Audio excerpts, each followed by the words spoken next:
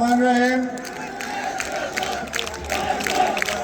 ধানের শীষের এই নির্বাচনী জনসভার আগামী 12 তারিখে যার কাছে বিএনপির চেয়ারম্যান জনাব তারেক রহমান ধানের শীষ তুলে দিয়েছেন, বিএনপির সম্মানিত ভাইস চেয়ারম্যান জনাব নুরুল ইসলাম মনি সহ উপস্থিত নেতৃবৃন্দ, উপস্থিত আগত মুরব্বীরা, সহযোদ্ধারা, সবাইকে জাতীয়তাবাদী ছাত্রদল কেন্দ্রীয় সংসদের পক্ষ থেকে ধন্যবাদ এবং কৃতজ্ঞতা জানাচ্ছি।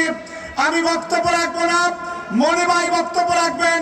শুধু দুইটা কথা বলতে চাই।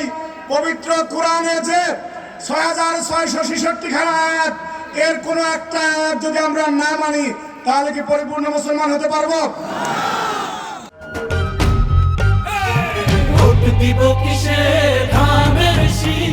সূরা বাকারার 208 নম্বর আয়াতে বলেছে, হে মুমিনগণ, তোমরা পরিপূর্ণভাবে ইসলামে প্রবেশ করো।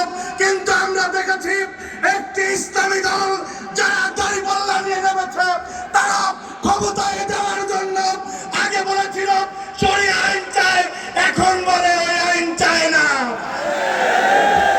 কোরআনের সাথে সাংঘর্ষিক কথা বলে, পর্দা দিয়ে এক এক সময় এক এক কথা বলে।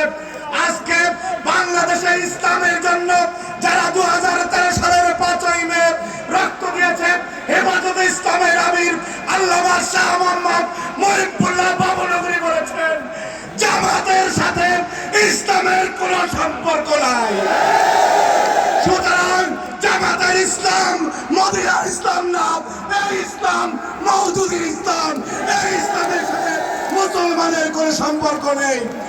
এই হলো বক্তব্য।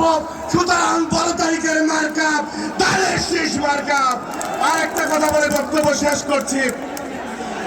নুরুল ইসলাম মনি ভাই, নুরুল ইসলাম মনি ভাই এমপি হবে ইনশাল্লাহ, কিন্তু একটা বক্তব্য আছে। মনি ভাইকে যদি বড় ব্যবধানে আমরা জিতিয়ে না দিতে পারি, বড় মন্ত্রী কিন্তু পাবো না। এই জন্য ইনশাল্লাহ শতভাগ তারেক রহমান প্রধানমন্ত্রী হবে, নুরুল ইসলাম মনি মন্ত্রী হবে ইনশাল্লাহ।